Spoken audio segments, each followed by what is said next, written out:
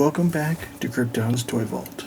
In this video, I'll be going over this Spider-Man / Magic the Gathering crossover Iron Spider MJ figure.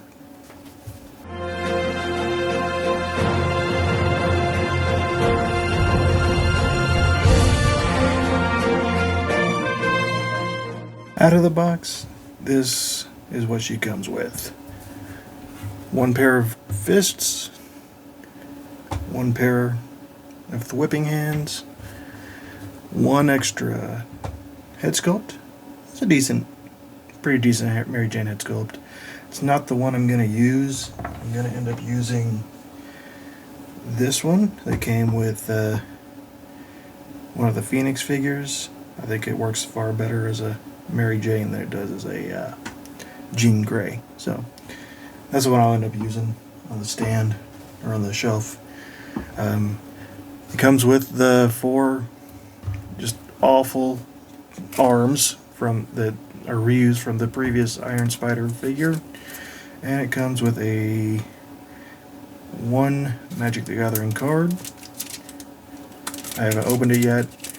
Magic the Gathering is one that I've not gotten into yet. I've got a buddy that said he might show me how to play, so I may pick that up. That's another cheap hobby I can get into. I will go ahead and pull her in. I will detach the arms and pull them in and show how awful they are, and then I'll pull the figure in.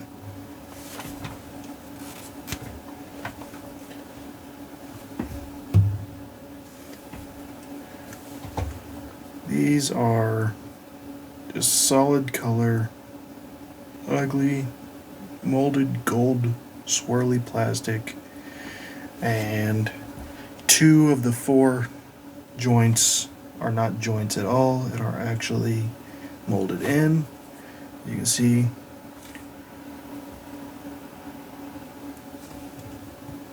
right there, those 2, no movement.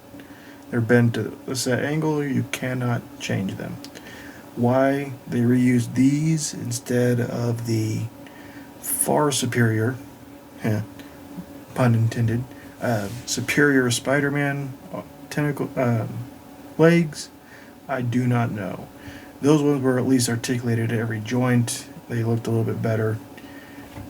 These need to go in the recycle bin. They need to stop using these. I will pull the figure in, do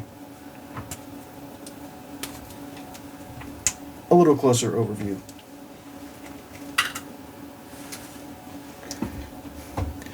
Now, just like the arms, this figure in its entirety, the red parts, the gold parts are painted. The red parts are all swirly, normal swirly Hasbro plastic.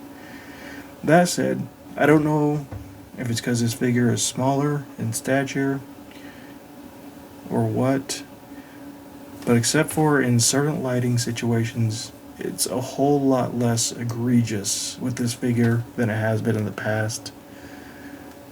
The yellow for the backpack still looks pretty bad, but the gold on the arms and the logo and the mask, they all look pretty good. They are actually painted and molded in. They are molded in, which means it's an all-new torso. I don't really know why they would give us an all-new torso and then not give us articulation, but that's what they chose to do. She is double-jointed, pinless, which is a welcome addition. Pretty good double joint on the elbow. You can go all the way back to her collarbone. And pretty good double jointed knees. She's got bicep and thigh swivels.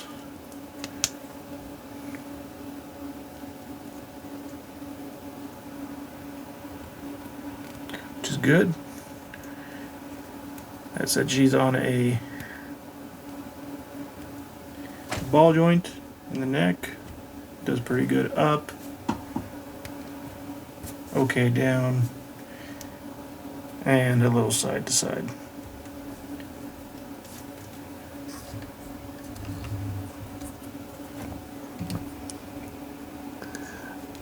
But like I said, overall, for whatever reason, this figure's not as offensive as a lot of the swirly plastic usually is.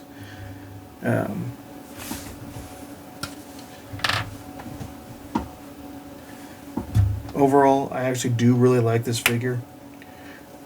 I said I'll pull in some other figures, compare them, see how they fit in, and go from there. Left, we have the Fantasy 15 retro card Spidey, and then on the right we have the Ben Reilly Spider-Man Beyond figure. I like the way they fit in. The sizing's good. She works pretty well. Here we have the retro carded Tarantula and the retro carded Green Goblin. Again, fits in well, about the right size, no complaints. Lastly, we have the retro carded J. Jonah Jameson, and we have the retro carded Scorpion. Again, not a single issue there. Scorpion could be a little bigger, but meh, it works. So, final thoughts. I like this figure. I actually really like this figure. I think it's a very well done figure, with the exception of those awful arms.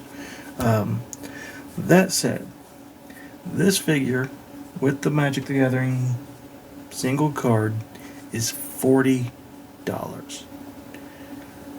There is not a single thing in this package to warrant a $40 price tag. They could have given it a better articulation and gotten a little closer. They could have made some new arms and gotten a little bit closer. They could have painted the figure and gotten a little closer to being worth that $40 price tag. But they didn't do any of that. Instead, we got a unpainted body. We got reused awful arms, spider arms, and we got a single Magic the Gathering card.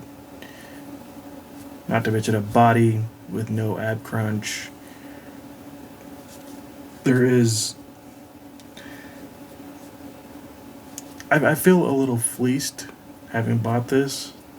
I really... like I said in the previous video, Hasbro is trying really hard to price me out of collecting their figures. They are getting dangerously close to basically the last straw, and me just cutting them off altogether and exclusively going to Mayfix, Mezco, SH Figure Arts. You know, if I'm going to be paying $40, $50 a piece for the figures anyway, I may as well get something that's actually worth that $40 to $50 price tag. And this figure, while it is good, I enjoy it, is not that figure. It is not the figure to push a $40 price tag. The others that I've seen in this wave, the Anti-Venom looks, again, like minimal effort was put into it.